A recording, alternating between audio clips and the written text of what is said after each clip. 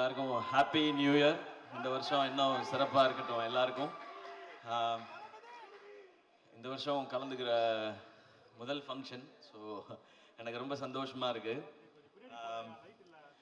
First reason நீங்கள் வந்ததுக்கு காரணம் வந்து ஸ்னேகா பிரிட்டோ அவங்க தான். என்ன சார் பின்னாடி போகணுமா? வீட்டுக்கு போவா? பின்னாடியா? இது ஓகேயா? ஓகே ஓகே, தேங்க்யூண்ணா. ஸ்னேகா பிரிட்டோ அவங்க தான் ஃபர்ஸ்ட் ரீசன். அவங்க வந்து முன்னாடிலேருந்தே இது வந்து நீங்கள் வரணும் கண்டிப்பாக அப்படின்னு சொல்லிகிட்டே இருந்தாங்க. அதே டைம் விஷ்ணுவர்தன் சாரும் வந்து ஃபர்ஸ்ட்டு இந்த படத்தோட லான்ச் ஈவெண்ட்டுக்குமே வரணும்னு சொல்லி கேட்டிருந்தாங்க. அப்போ வீட்டில் ஒரு ஃபங்க்ஷன் இருந்தது, வர முடியல சார். நெக்ஸ்ட் ஈவெண்ட் என்ன இருக்கோ அது கண்டிப்பாக வரேன்னு விஷ்ணு சார்ட்டையும் சொல்லியிருந்தேன், ஸ்னேகா அவங்கள்ட்டையும் சொல்லியிருந்தேன். அண்ட் அப்புறம் வந்து இது இப்போ நடக்குது அப்படின்னு சொன்னாங்க. நான் ஊருக்கு போகிற பிளான் ஒன்று இருந்தது. அப்போது சேவியர் பிரிட்டோ சார் வந்து ஃபோனில் வந்து அங்கே வந்து இன்வைட் பண்ணாங்க. அப்போயும் வந்து நான் ஏதாவது சொல்லிடலாம் சார், நான் ஊருக்கு போகிறேன்றதை சொல்லிடலான்னு நினச்சேன். பட் அவங்க சொன்ன ஒரு விஷயம் வந்து எனக்கு ரொம்ப பிடிச்சிருந்தது. பிரிட்டோ சார், இந்த படம் பண்ணியிருக்கோம், நீங்கள் இந்த ஈவெண்ட்டுக்கு வரணும் எல்லாம் சொல்லிவிட்டு அவங்களுக்கு ஒரு பேஷன் இருக்குது சார், என் பொண்ணுக்கும் சரி என்னுடைய சன்னின்லாக்கும் சரி ஒரு பேஷன் இருக்குது, ஒரு ஆசை இருக்குது, அதுக்காக நான் இது பண்ணணும்னு நினைக்கிறேன் சார்ன்னு சொல்லி சொன்னாங்க.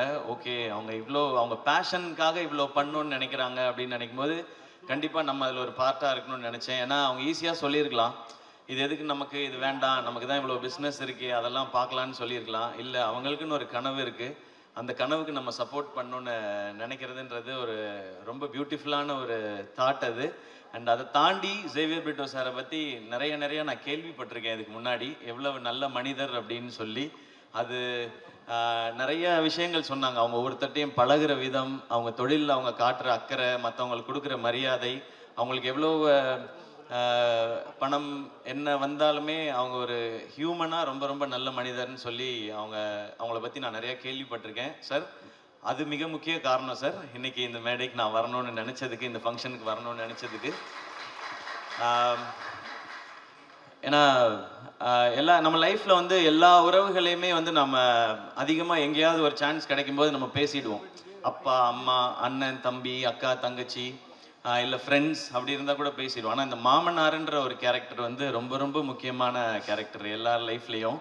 அது வந்து நிறைய பேருக்கு ரொம்ப ஸ்பெஷலான ஒரு உறவாக இருக்கும். அது ஆகாஷ் பிரதர் உங்களுக்கு அப்படி அமைஞ்சிருக்கு. உங்களுக்கு சினிமா பண்ணணும், பெரிய ஃபிலிம் பண்ணணும் அப்படின்ற ஆசை உங்களுக்கு நிறைய இருக்குது. அதை சப்போர்ட் பண்ணுறதுக்கு சார் மாதிரி ஒரு மாமனார் உங்களுக்கு கிடச்சிருக்காங்க. நீங்கள் செய்ய வேண்டியது ஒன்று தான், உங்ககிட்ட இருக்க அவ்வளோ உழைப்பையும் கொட்டிடுங்க. எவ்வளோ உழைப்பை கொட்ட முடியுமோ கொட்டிடுங்க.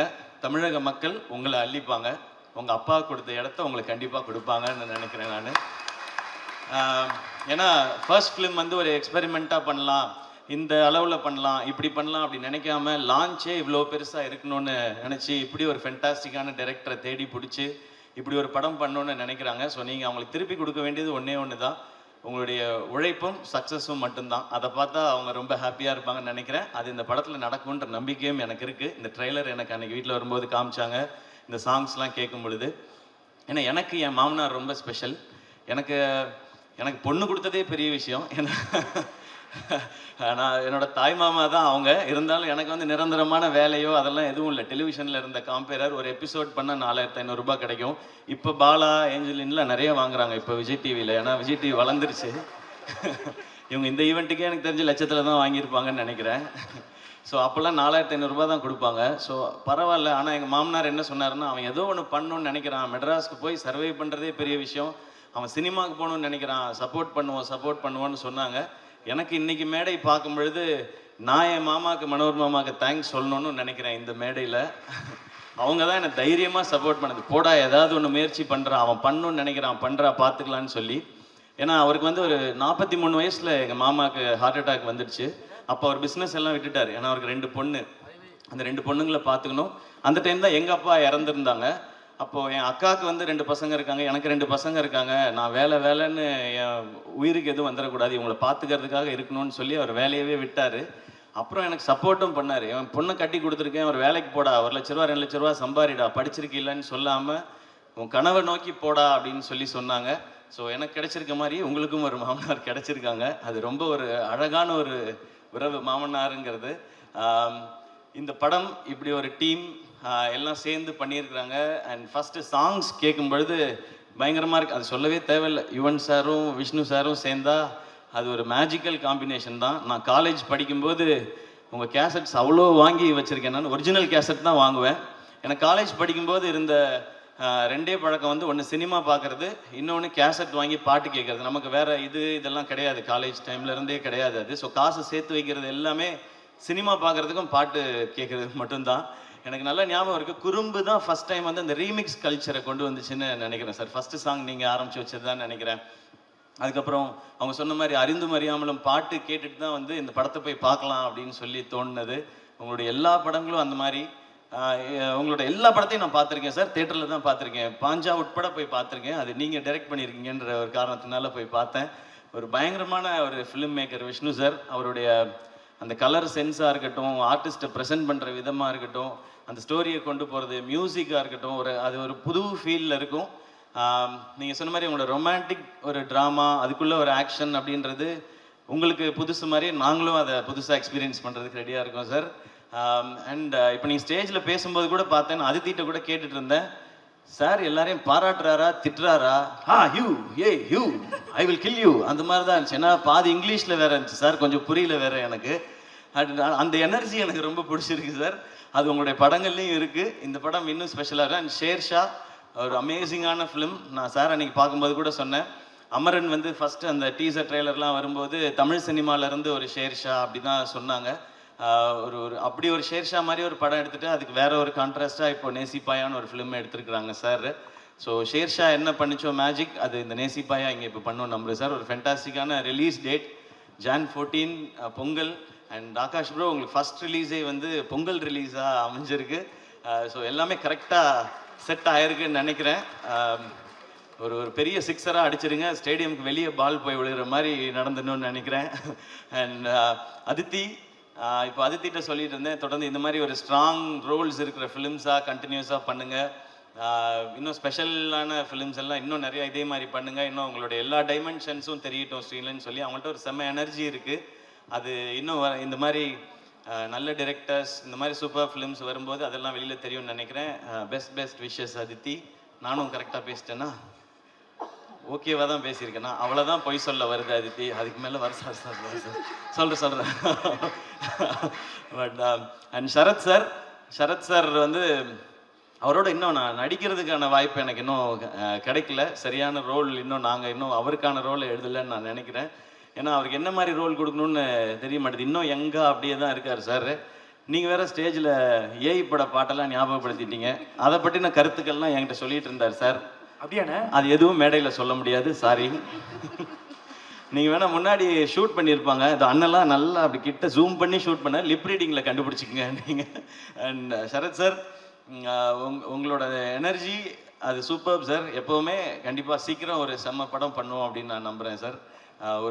உங்களை ஒரு வேறு டைமென்ஷனில் காட்டுற ஒரு படமாகவும் அது இருக்கணும். நான் இந்த படத்தில் நடித்தேன்ப்பா, சிவாவோட நடித்தேன், அது நான் இவ்வளோ வருஷம் பண்ணாத ஒரு ரோலாக அதில் அமைஞ்சதுன்னு சொல்கிற மாதிரி இருக்கணும்னு நான் நினைக்கிறேன் சார். அந்த மாதிரி உங்களோட சந்திக்கிறேன் சார். அண்ட் யுவன் சார், உங்களை பற்றி என்ன சார் சொல்லணும்? சிம்பிளாக சொல்லணும்னா கோட் சார். நீங்கள் கிரேட்டஸ்ட் ஆஃப் ஆல் டைம். ஏன் அப்படின்றதுக்கு மிக முக்கியமான ரீசன் இருக்குது சார். நீங்கள் நிறைய ஹிட் சாங் கொடுத்துருக்கீங்க. அதெல்லாம் விட முக்கியமான ரீசன், நீங்கள் பண்ண ஆரம்பத்துலேருந்து உங்களுடைய ஜேர்னியை பார்த்தா புது டிரெக்டர்ஸ், புது ஹீரோஸ் வர்ற படங்கள் எல்லாத்துலேயும் நீங்கள் சாங்ஸ் பண்ணி கொடுத்துருக்கீங்க.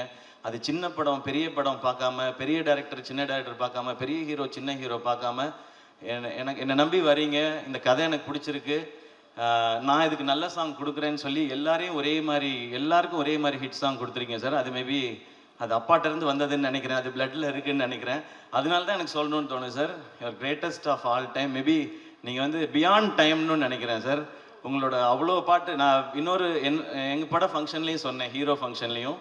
ஒரு நாள் மிட் நைட்டில் வந்து நான் சாரோட பாட்டு கேட்டுகிட்டே வந்துட்டு ஃபோனே பண்ணிட்டேன் ஒரு நாள். நான் யாருக்குமே அப்படி பண்ணதே இல்லை சார். நான் உங்கள் முத்துக்குமார் சார் காம்பினேஷனை நான் மிஸ் பண்ணுறேன் சார் அப்படின்னு சொல்லி. பட் இன்னைக்கு இந்த சாங்ஸை கேட்கும் பொழுது உங்களோட அந்த வின்டேஜ் வைப் இருந்து சார். இதில் இந்த மாதிரி இன்னும் நிறைய சாங்ஸ் நாங்கள் வெயிட் பண்ணுறோம் சார். நீங்கள் கொடுத்துட்டே இருக்கணும் சார். கேட்குறதுக்கு நாங்கள் இந்த மாதிரி லட்சக்கணக்கான கோடிக்கணக்கான பேர் வெயிட் பண்ணிட்டே இருக்கோம் சார். உங்களை ஏன்னா என் காலேஜ் டைம் சார். உங்களோட நீங்கள் ஆரம்பித்து நீங்கள் பிளாக் பஸ்டர் ஆல்பம்ஸ் கொடுத்த டைம்லாம் என்னுடைய காலேஜ் டைம்.